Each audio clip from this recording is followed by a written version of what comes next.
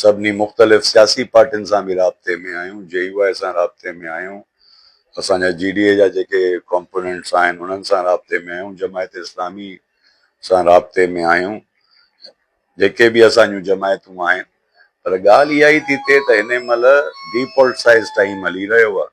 त असांजी कोशिशि आहे त हिन जेका हिन महिल जेको मामिलो आहे, स्टेटस को आहे या जमूद आहे, उन जे अंदरि का अहिड़ी जेका आहे सो कोशिशि थिए ऐं हिकिड़ी हलचल थिए जंहिंमें आम माण्हुनि जो यकीन बीहे त फंक्शनल लीग ई मुतबादिल आहे। इंशाल्लाह कोशिशि कंदासीं त जूनियर साहब जंहिं बि पंहिंजो प्लेटफॉर्म तां अचे या ॿिया दोस्त अचनि त घटि में घटि लाड़कानी अवामी इतिहाद जे प्लेटफॉर्म ते जेके बि असांजा एंटी गवर्नमेंट दोस्त आहिनि उन्हनि खे ऑन बोर्ड करे असां हिक ई जाइ ते बि इलेक्शन बि विढ़ंदासीं इंशाल्लाह। पंहिंजी ज़ात जे तरफ़ां जूनियर साहब खे यकीन ॾियारायो आहे इंडिविजुअल मां त जिते बि जूनियर साहब बीहंदो इंशाल्लाह असांजी जेका हर मुमकिन मदद हूंदी, दोस्त हूंदा, इंशाल्लाह जूनियर साहब सां गॾु हूंदा।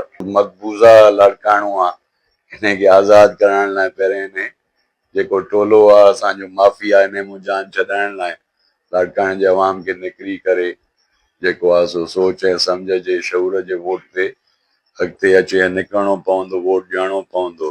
लॉ एंड ऑर्डर जो हालात अहिड़ा आहिनि, हाणे त पुलिस अफ़सरनि सां ॻाल्हायूं था त स्कूटर फुर ऐं माल चोरी खे चवंदा इहो ॾोह ई कोन्हे का, चवंदा भाउ अगवा त कोई नथो थिए न, यानी अगवा थिए त पोइ जेको आहे सो अमन अमान ख़राब आहे, जे अगवा बंदि आहे त चवंदा हर शइ सही आहे।